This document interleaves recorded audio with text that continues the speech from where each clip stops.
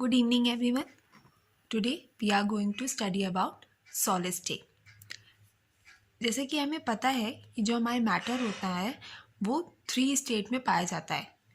एक उसकी होती है सॉलिड, दूसरी होती है लिक्विड, तीसरी होती है गैसियस.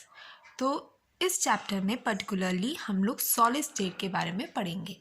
ठीक है, तो सबसे पहले हमें पता होना चाहिए कि सॉलिड्स क्या होते हैं.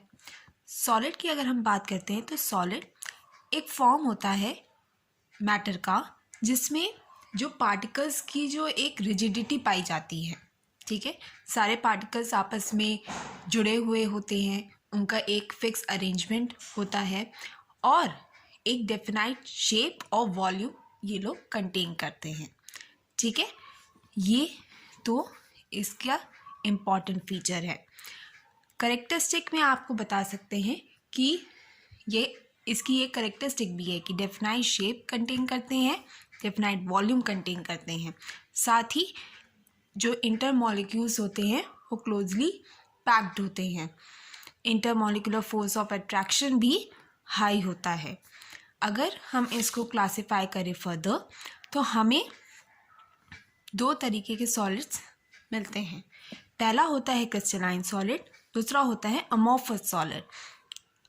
क्रिस्टलाइन सॉलिड्स में दोनों में डिफरेंस ये है, जो आपके क्रिस्टलाइन सॉलिड्स होते हैं उनमें हमें इंटरमॉलिक्यूल पार्टिकल्स का एक रेगुलर अरेंजमेंट देखने को मिलता है, जबकि अमॉर्फस में इस तरीके का रेगुलर अरेंजमेंट पार्टिकल्स का देखने को नहीं मिलता. अब रेगुलर अरेंजमेंट और इर्रेगुलर अरेंजमेंट का क्या मतलब होता है.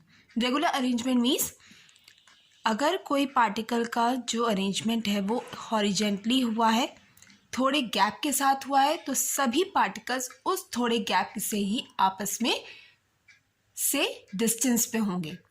लेकिन इर्रेगुलर में होता है कि अगर एक पार्टिकल से इतनी दूरी पे है तो ये निश्चित नहीं है, ये फिक्स नहीं है कि दूसरा पार्टिकल्स भी उससे उतनी ही दूर पर होगा. वो यहाँ भी हो सकता है, यहाँ भी हो सकता है, उसका अलाइनमेंट कहीं भी हो सकता है. तो इस तरीके के अरेंजमेंट को हम इर्रेगुलर कहते हैं.